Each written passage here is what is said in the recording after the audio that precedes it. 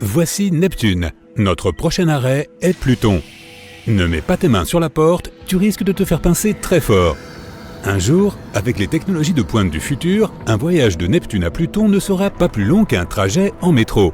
Il y a d'énormes montagnes de glace sur Pluton, des vallées qui s'étendent bien au-delà de ce que tes yeux peuvent voir, des cratères de 257 km de large, presque aussi grands que les plus grands sur Terre, et aucune vie. Les raisons pour cela sont évidentes. L'immense distance qui sépare Pluton du Soleil se traduit par des températures glaciales sur cette planète naine. Cela te garantit aussi un voyage de quelques milliards de kilomètres. De plus, cette planète est plus petite que la Lune. Il y aurait donc très vite pas mal de monde si les gens commençaient à y emménager. Pourtant, il existe une raison qui nous fait penser que la vie là-bas ne serait pas si improbable. Le Soleil a une durée de vie connue et celle-ci se découpe en cycles. Autrefois, notre système solaire n'était qu'un nuage de gaz et de poussière. À la suite d'un effondrement gravitationnel au centre de ce nuage, le gaz et la poussière ont commencé à se rassembler dans des endroits spécifiques et plus denses. Ceux-ci ont ensuite progressivement attiré de plus en plus de matière et le phénomène de conservation de la quantité de mouvement a fait que toute cette masse a commencé à tourner et à se réchauffer. En cause, l'immense pression. Plus tard, un disque semblable aux anneaux de Saturne est apparu, mais il était composé de substances très différentes. Et en son centre, il y avait la boule qui est finalement devenue le Soleil. Une proto-étoile est une jeune étoile qui accumule encore de la masse, et c'est exactement ce qu'était le Soleil avant que les températures et la pression en son sein n'embrasent son noyau. Des millions d'années plus tard, il est devenu ce Soleil que nous voyons tous les jours, mais il ne restera pas éternellement dans cet état. Il se réchauffera encore plus et finira par devenir plus gros et plus dense, se transformant en une géante rouge. Il pourrait un jour devenir assez gros pour engloutir Vénus et Mercure. Il y a de fortes chances pour qu'il avale même la Terre. Même s'il ne dévore pas notre planète, le Soleil pourrait se rapprocher suffisamment pour nous toucher. Si cela arrivait, la vie sur Terre ne serait plus possible. Mais alors, en quelques minutes seulement, le Soleil perdrait environ 40% de sa masse et rétrécirait d'environ 10 fois sa taille. Il ne serait plus aussi brillant ni aussi chaud qu'avant. À ce moment-là, la Terre aura déjà été désertée. Ses habitants partiront peut-être pour un voyage dans l'espace ou iront s'installer sur une autre planète où la vie est possible, comme sur l'exoplanète Kepler 62f, qui, soit dit en passant, est encore plus grande que la Terre. Et pendant ce temps, Pluton sera en train de changer. Avant, toutes les ressources étaient gelées à l'intérieur de la planète naine. De l'eau, des gaz comme le méthane, le monoxyde de carbone, et j'en passe. Mais alors que le Soleil atteindrait son pic de luminosité, Pluton se réchaufferait lentement et abandonnerait une grande partie de sa masse dans la vaste étendue de l'espace. En même temps, une atmosphère se formerait. Si l'atmosphère devenait suffisamment épaisse, elle créerait des conditions favorables à la vie. Alors, au lieu d'aller vivre dans des vaisseaux spatiaux, un petit pourcentage de notre population pourrait aller installer des colonies sur la planète naine. La température y est confortable, un temps pour se balader en t-shirt. Ça ressemble même un tout petit peu à la Terre. Des canyons remplis d'eau, de magnifiques champs à perte de vue avec des arbres, beaucoup d'espace pour courir et des gisements d'eau minérale dans le sol, suffisamment purs pour être bu. Les rotations de Pluton sont différentes de celles de la Terre. Une journée sur Terre dure 24 heures, et on a parfois l'impression qu'elle ne va jamais se terminer. Mais Pluton tourne sur elle-même en 153 heures, soit 6 jours et demi. Après plusieurs heures sans sommeil, nous sommes fatigués et nos yeux deviennent rouges. Cela signifie qu'il nous faudra faire plusieurs siestes tout au long d'une même journée sur Pluton. Une année sur Pluton équivaut à 248 années terrestres.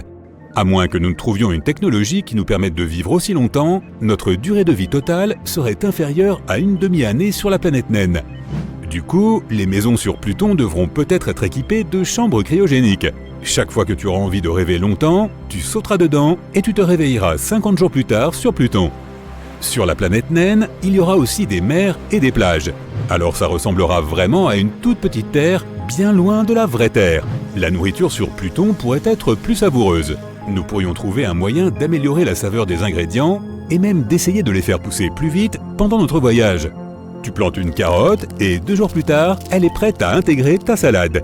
Il pourrait aussi y avoir de nouveaux ingrédients pour nos salades sur Pluton. Peut-être des champignons de 2 mètres de haut, du jamais vu. Les animaux que nous emmènerions avec nous seraient relâchés dans leur nouvel habitat et avec le temps, ils évolueraient et s'adapteraient à leur environnement. La loi de la jungle pourrait aussi changer un peu. Les lions ne seraient peut-être plus rois. Pourquoi pas les cerfs? avec des bois 2 fois plus grands qu'avant et même avec des corps plus grands et plus forts aussi. La plupart des animaux qui étaient déjà là vivaient sous l'eau, mais avec le temps, les amphibiens auront commencé à se déplacer vers la surface, tout comme sur Terre, au commencement de la vie. Mais Pluton ne pourrait être qu'un foyer temporaire. Une fois que le Soleil aurait atteint sa phase finale, Pluton redeviendrait gelé et la vie disparaîtrait. Les gens devraient alors essayer de trouver une planète dans la zone boucle d'or d'une autre galaxie. La zone boucle d'or signifie qu'une planète se trouve à la bonne distance d'une étoile semblable au Soleil, avec une température idéale pour que l'eau y reste liquide. C'est ce que les scientifiques recherchent lorsqu'ils sondent l'univers en quête de planètes susceptibles d'accueillir la vie. Nous pourrions essayer de fonder de nouvelles colonies sur une planète de ce type, ou même, pourquoi pas, créer notre propre demeure artificielle, quelque chose entre une planète et un vaisseau spatial, une combinaison des deux. Un engin énorme construit directement dans l'espace. Disons une roue avec une gravité égale partout pour ne pas tomber. Elle flotterait dans l'espace vers une nouvelle exoplanète capable d'accueillir des pays entiers. Tout ce voyage simplement parce que le Soleil aurait d'abord trop grandi, puis, ayant atteint le point culminant de son cycle de vie, serait devenu une naine blanche. Ce serait un voyage assez long et des générations entières naîtraient pendant le trajet. Tu aurais le choix, dormir jusqu'à ce que les humains atteignent enfin leur nouvelle exoplanète ou profiter du voyage dans ce fantastique vaisseau spatial. Il y a tout ce dont tu as besoin à bord, des centres commerciaux plus grands que ceux de la Terre, des grandes villes futuristes et même des endroits pour cultiver la Terre. Des champs avec un sol riche fabriqués artificiellement. Et enfin, après un long voyage, l'exoplanète. C'est même un peu mieux que sur Terre. La planète est géante et possède encore plus de continents. Le centre des continents n'est pas aussi éloigné des océans, ce qui signifie qu'il n'y a pas autant de zones désertiques. Bien que le soleil de cette planète soit une naine orange, il n'est pas aussi chaud que notre soleil actuel, une naine jaune. Il est un peu plus petit, mais voilà le truc, les naines oranges vivent un peu plus longtemps. Elles restent stables pendant 14 à 45 milliards d'années. Malgré cela, cette nouvelle planète est pleine de forêts tropicales parce qu'il est fait plus chaud. Cela signifie plus de biodiversité et des créatures que nous n'avons jamais vues auparavant. Mais si nous décidons que les conditions sur cette exoplanète ne nous conviennent pas, nous pourrions toujours tenter une terraformation. Par exemple, sur Mars, nous pourrions créer un effet de serre en écrasant des comètes riches en glace pour libérer l'ammoniac qu'elles contiennent, ce qui rendrait la planète plus chaude.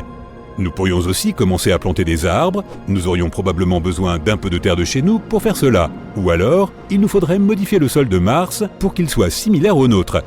Tôt ou tard, l'atmosphère finirait par se rapprocher de celle que nous avons sur Terre. Nous serions capables de respirer grâce aux arbres, ensuite nous pourrions faire fondre les calottes polaires de Mars, et voilà de l'eau. Le problème, ce sont les vents et les éruptions solaires qui pourraient vite, même très vite, la dépouiller de cette atmosphère si précieuse. Mars ne possède pas non plus de magnétosphère, ce qui signifie que nous n'y serions pas protégés des radiations.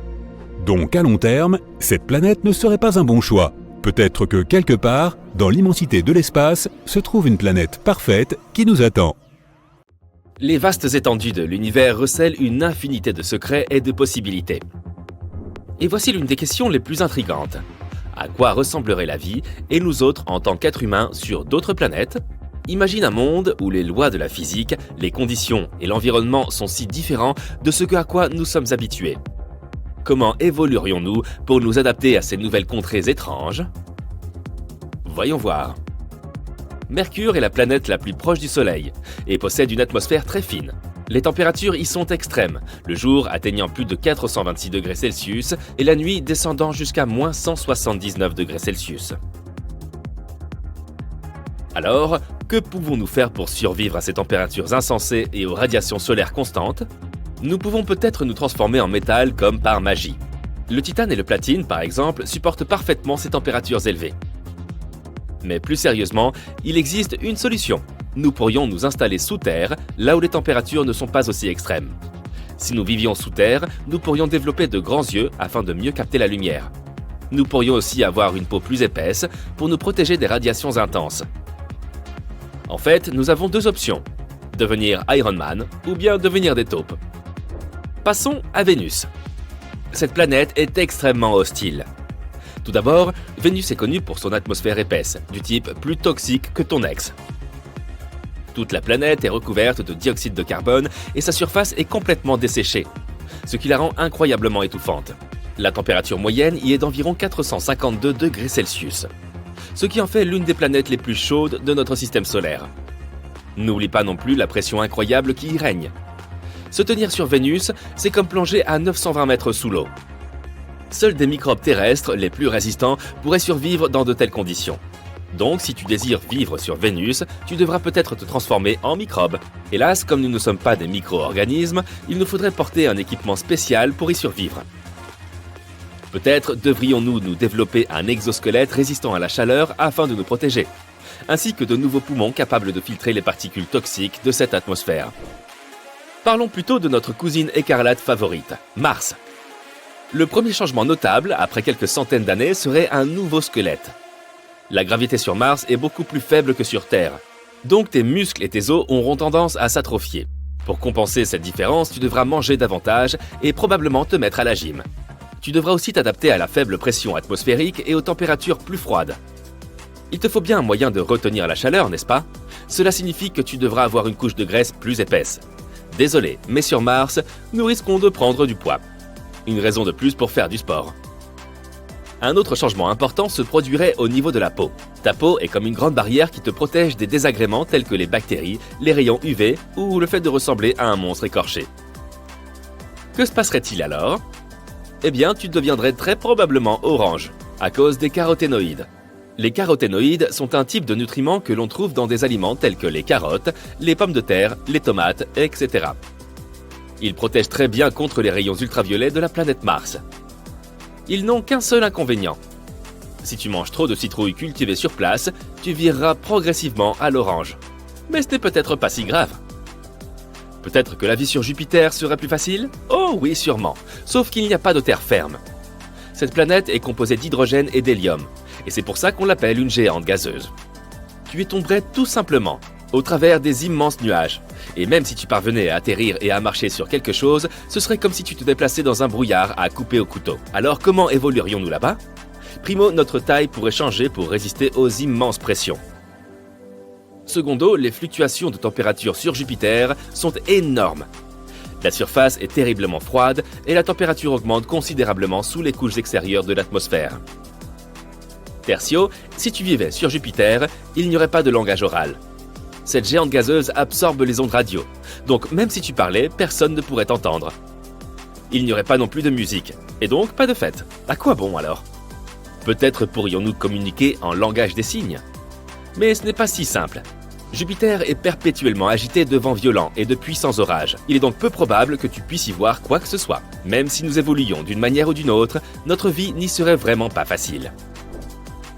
Avant d'atterrir sur Saturne, tu voudras probablement admirer de près ses anneaux emblématiques. Mais c'est hélas impossible, car les anneaux de Saturne sont constitués d'un tas de particules de glace flottant dans l'espace. Il serait donc extrêmement difficile d'atterrir. Allons donc directement sur Saturne. À première vue, cette planète ne semble pas si mal. Certaines couches de cette géante gazeuse présentent des températures plutôt agréables. Si nous plongeons plus profondément dans la planète, il fait même relativement chaud, jusqu'à -3 degrés dans sa deuxième couche. Il s'agit d'une température moyenne dans les pays comme la Suède et le Canada. Malheureusement, il ne s'agit que d'une seule de ces nombreuses couches. Le reste de la planète est incroyablement froid. Pour survivre sur Saturne, nous devrions donc faire beaucoup d'efforts. En plus du froid, nous devrions nous accommoder de l'environnement hostile de la planète, notamment ses tempêtes extrêmes, ses vents violents et ses radiations. Pour nous protéger de ces conditions, il nous faudrait encore développer une peau résistante, des techniques d'isolation, etc., etc. La planète suivante est Uranus. L'environnement d'Uranus est très différent de celui de la Terre, avec des températures beaucoup plus froides, l'absence de surface solide et une atmosphère très différente. C'est comme une autre Jupiter, mais qui donnerait dans les tons bleus. Mais on pourrait plus mal tomber.